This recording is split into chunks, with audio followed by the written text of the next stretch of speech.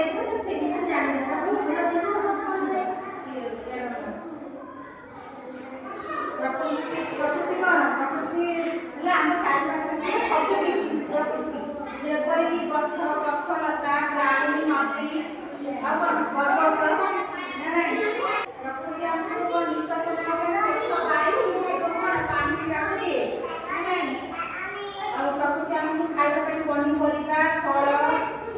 ଖାଇବା ପାଇଁ ଖାଦ୍ୟ ଦେଇଥାଏ ପ୍ରକୃତି ହେଉଛି ଈଶ୍ୱରଙ୍କର କଣ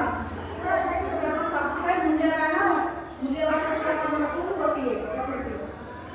ବୁଝିପାରିଲ ପ୍ରକୃତି ହେଉଛି ସବୁଠାରୁ ଗୁରୁତ୍ୱପୂର୍ଣ୍ଣ ଯେପରିକି ପ୍ରକୃତି ଋତୁରେ ଯେମିତି ପରିବର୍ତ୍ତନ କରେ ଯେପରିକି ଶୀତ ଋତୁରେ ତୁଷାରପାତ ଗ୍ରୀଷ୍ମ ଋତୁରେ ସୂର୍ଯ୍ୟ କିରଣ ଆଣେ ସେମିତି ପ୍ରକୃତି ଆମକୁ ସ୍ୱଚ୍ଛ ରଖେ ପ୍ରକୃତି ଆମକୁ ସ୍ୱଚ୍ଛ ରଖେ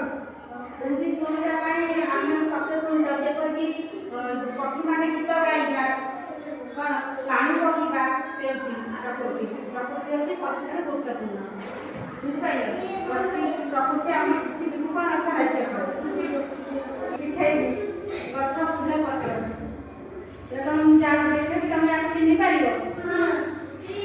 ଏଡ଼କୁ ଅନେକ ବସ ଏଡ଼କୁ ଅନେକ ବସ ଏଇଟା କଣ ଶାଳପତ୍ର ଏଇଟା ଜାଣିଛ ଏଇଟା